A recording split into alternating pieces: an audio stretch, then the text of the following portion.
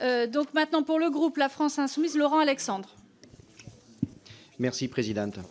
Madame la directrice, Monsieur le directeur général, l'industrie automobile française a perdu 110 000 emplois en 20 ans. C'est la conséquence des délocalisations décidées par les constructeurs vers des pays à plus faible coût de main-d'œuvre. Sachez que les députés du nouveau Front populaire ne partagent pas ce choix qui implique perte de souveraineté industrielle et dégâts humains, économiques et sociaux. 70 000 emplois sont menacés chez les fournisseurs des constructeurs automobiles français.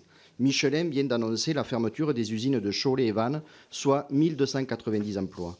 Dans mon département de l'Aveyron, j'ai vu la SAM être délocalisée avec l'assentiment honteux du gouvernement de M. Macron. C'était une des dernières fonderies de France, activité pourtant hautement stratégique pour l'industrie automobile.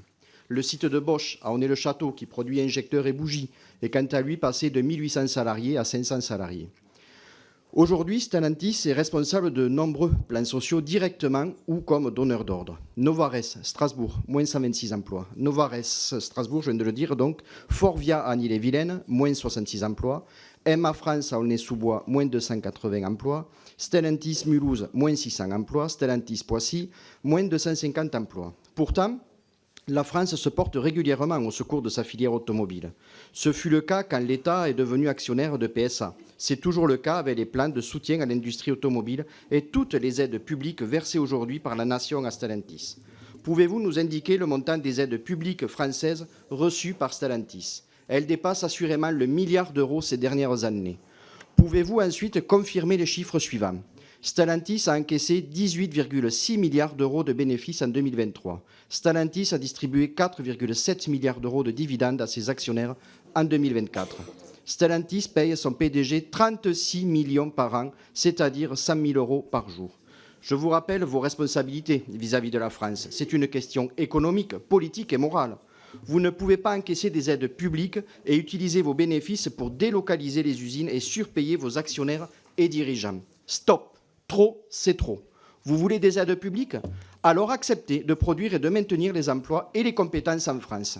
Le gouvernement a aussi une responsabilité pour protéger et relocaliser nos productions industrielles par un protectionnisme solidaire. C'est l'objet des propositions du nouveau Front populaire. J'en viens au sujet des véhicules électriques. Pouvez-vous confirmer que Stellantis ne prévoit en France que des voitures de taille intermédiaire et SUV à forte valeur ajoutée? Le C3 Aircross sera produit en Slovaquie, la i-C3 en Slovénie. Confirmez-vous que la i208 ne sera pas non plus produite en France? Pour l'heure, aucun petit véhicule électrique ne serait produit en France par Stellantis. Nous ne pouvons l'accepter. Faire le choix de modèles lourds et chers, c'est accepter une France à 2 vitesses avec une majorité de la population qui ne pourra pas s'acheter de voiture. Construire des véhicules abordables en France est tout à fait possible. Pouvez-vous répondre à cette demande? Merci. Merci. Monsieur le directeur général. Beaucoup de choses. Merci, monsieur le député, pour votre question. Vous avez cité 2 cas. Attendez, excusez-moi. Vous avez, monsieur le député, merci pour votre question. Vous avez cité 2 cas qui concernaient très exactement des sujets sur lesquels on est en protection absolue de nos usines et également de nos fournisseurs. Vous avez cité le cas d'injecteurs, j'imagine pour des moteurs diesel, et vous avez cité le cas d'une fonderie pour lequel, par exemple, on a restructuré complètement cette fonte pour leur donner des systèmes de freinage. Donc oui, on est au cœur de la transformation.